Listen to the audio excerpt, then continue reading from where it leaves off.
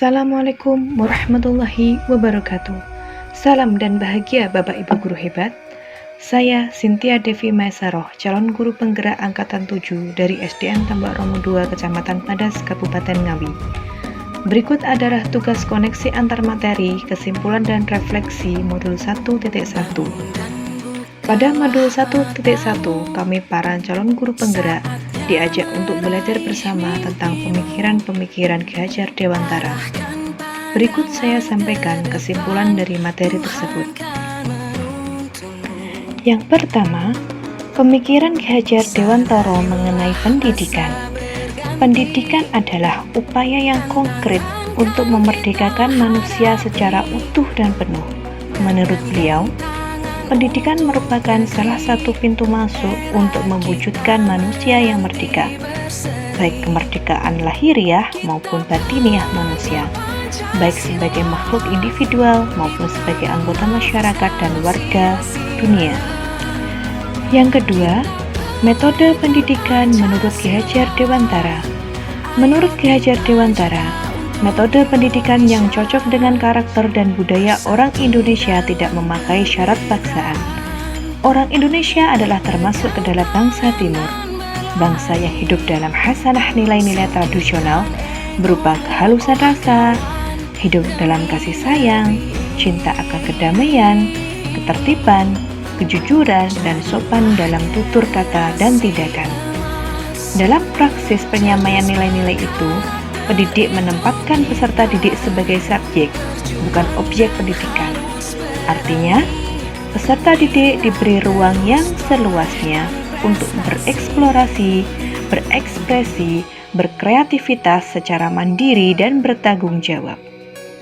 Yang ketiga adalah tentang sistem Among atau trilogi pendidikan Ki Hajar Dewantara, yaitu asas ini telah banyak dikenal oleh masyarakat. Sistem Among berasal dari bahasa Jawa yaitu mong atau mumong, yang artinya mengasuh anak. Sistem Among Ki Hajar Dewantara merupakan metode yang sesuai untuk pendidikan karena merupakan metode pengajaran dan pendidikan yang berdasarkan pada asih, asah, dan asuh. Sistem Among sering dikaitkan dengan azas yang berbunyi 1. Ingarso Suntulodo, yang memiliki arti di depan guru harus memberikan teladan seluruh aspek kehidupannya. Hal ini mencerminkan bahwa setiap seorang guru harus bisa memberikan sebuah keteladanan dan menjadi teladan. 2. Ing Madya Mangun Karso, seorang guru harus bisa membangun semangat, motivasi, dan gairah hidup untuk menuju masa depan yang lebih baik. Hal ini menjelaskan bahwa menjadi seorang guru harus mampu memberikan dorongan serta motivasi bagi peserta didik untuk dapat membangun kemampuan dan potensi dirinya. Yang ketiga, Tutwuri Handayani, seorang guru di belakang anak didik diharapkan mau memberikan kepercayaan dalam melaksanakan tugasnya dengan baik. Kesimpulan yang keempat, Ki Hajar Dewantara juga menyampaikan pemikiran filosofisnya tentang pendidikan yang terdiri dari 6 hal, yaitu menuntun, kodrat alam, kodrat zaman, budi pekerti, bermain, berhamba atau berpusat pada anak, dan analogi petani. Baiklah, yang pertama yaitu proses menuntun dilakukan dengan memperhatikan kodrat alam dan kodrat zaman anak tersebut. Kodrat alam merupakan kondisi anak sejak lahir yang dipengaruhi kultur budaya dan lingkungan tempat anak berada.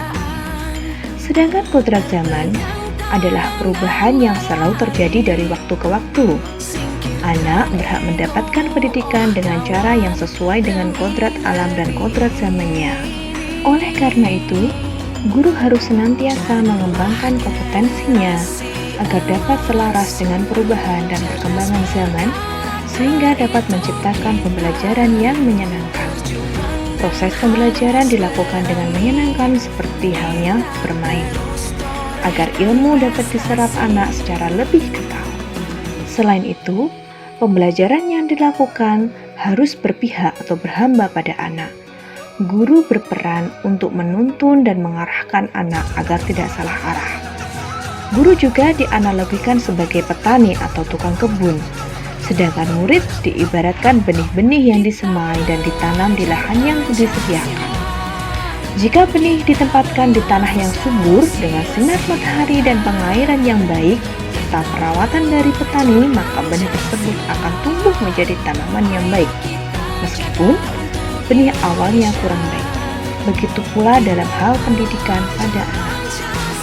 Dalam proses menuntun, anak diberikan kebebasan untuk menemukan kemerdekaannya dalam belajar.